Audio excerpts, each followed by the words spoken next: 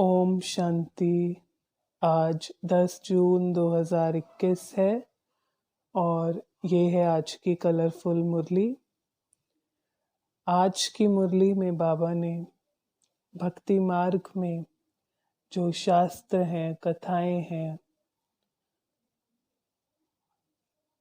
उनसे क्या प्राप्ति होती है, उनका अर्थ क्या है, ज्ञान मार्ग में ये बाबा ने स्पष्ट किया है।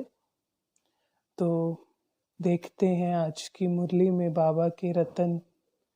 टॉप लेफ्ट में बाबा कहते कि तुम बच्चों को ज्ञान नेत्र मिला है, जिसको बाबा तीसरा नेत्र कहते हैं, और उस ज्ञान नेत्र से तुम तीनों कालों को, आदि मध्य अंत, और तीनों लोकों को, मूल वतन, सूक्ष्म वतन, स्थूल वतन, तीनों में भ्रमण करते हैं। तीनों लोकों में ज्ञान नेत्र से तो तुम तीनों कालों, तीनों लोकों को देख सकते हो।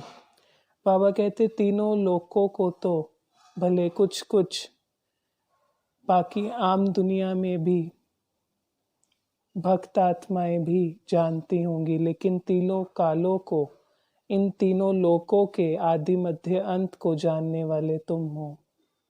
सृष्टि चक्र के आदि मध्य अंत को जानने वाले तुम हो, क्योंकि ज्ञान नेत्र मिला है। और बाबा कहते त्रिकालदर्शी भी आप बच्चे ही बनते हो, और वह भी इस समय जब बाबा आकर ज्ञान नेत्र देते हैं, और कोई भी तीनों कालों को एक्यूरेट जान नहीं सकते। ब्रह्मा से वर्षा नहीं मिलता, बाबा ने कहा, क्योंकि वह खुद वर्षा पाते हैं शिव बाबा से। तो ब्रह्मा द्वारा शिव बाबा वर्षा देते हैं, लेकिन ब्रह्मा वर्षा नहीं देते।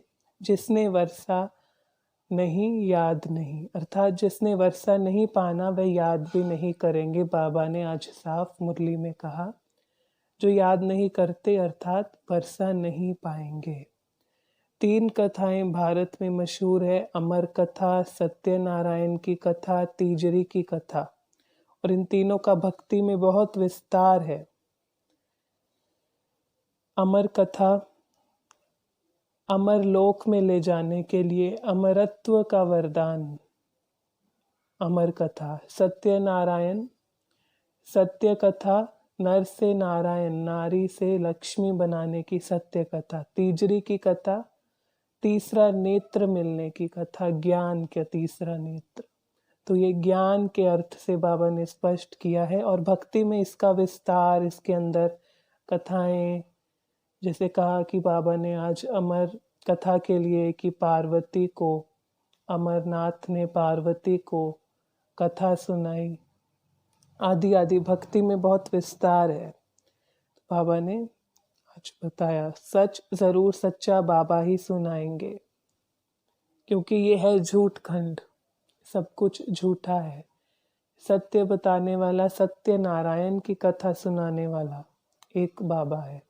बाबा कहते समय थोड़ा है, जो कुछ दिख रहा है सब विनाश होना है। ब्राह्मण मंत्र पढ़ते हैं यज्ञ में, और यज्ञ को पाठशाला नहीं कहेंगे। जो भक्ति मार्ग का यज्ञ है उसमें ब्राह्मण मंत्र पढ़ते हैं, और तरह तरह के यज्ञ, रुद्र यज्ञ, गीता यज्ञ, रामायण यज्ञ, उसको पाठशाला नहीं कहेंगे। बाबा कहते लेकिन जो तुम्हारी ये रूहानी पाठशाला है, इसको यज्ञ भी कह सकते हैं, कॉलेज भी कह सकते हैं, रूहानी कॉलेज। शिव बाबा का रुद्र ज्ञान यज्ञ ये अंतिम यज्ञ है। बाकी सब यज्ञ हुए भक्ति मार्ग से, ये यज्ञ अंतिम है, और इस ज्ञान यज्ञ से विनाश ज्वाला प्रकट होगी, सब स्वाहा होना है। ये कलयुग, ये तमो प्रधानता, ये स्वाहा होनी है, विनाश ज्वाला जब प्रकट होगी। इससे बाबा का अर्थ ही यही है कि परिवर्तन।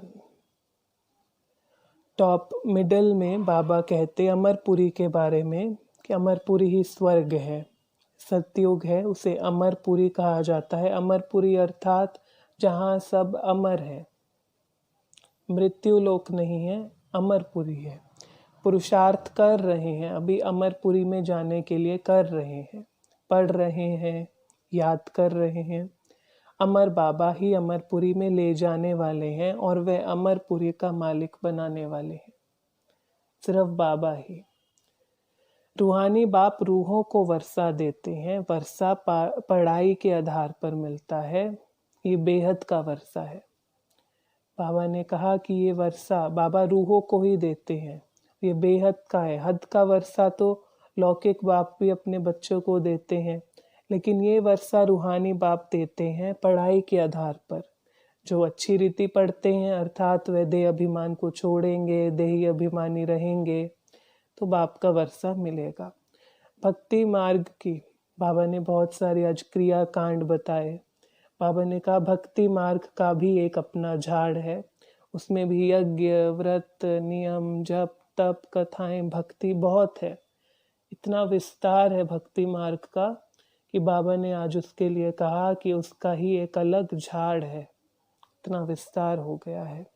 भक्ति मार्ग भी तब शुरू हुआ जब हमने पहले पहले भक्ति शुरू की। बाबा ने कहा, बाबा कहते स्वर्ग में हम पूज्य थे, टॉप राइट में, स्वर्ग में हम पूज्य थे, पुजारी नहीं थे, भक्ति नहीं करते थे, स्वयं पूज्य थे। रूहानी ज्ञान सुप्रीम बाबा से, ये रूहानी ज्ञान सिर्फ सुप्रीम बाबा दे सकते हैं, क्योंकि वह खुद रूहानी हैं, वह देही अभिमानी है, तो सिर्फ एक बाबा दे सकते हैं।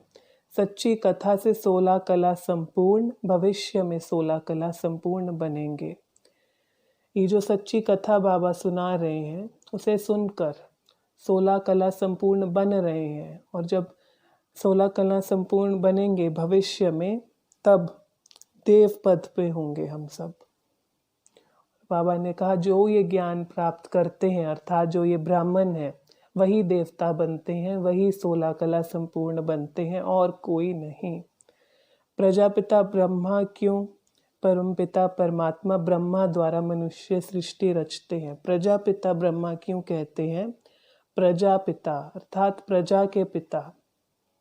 बाबा ने ये प्रजा रची है ना, शिव बाबा ने ब्रह्मा बाबा द्वारा ये प्रजा, ब्राह्मणों की एक तरह से प्रजा, अर्थात जब काफ़ी लोगों का एक संगठन, एक समूह हो जाता है, उसको प्रजा एक तरह से कह सकते हैं, तो उनके भी पिता हैं।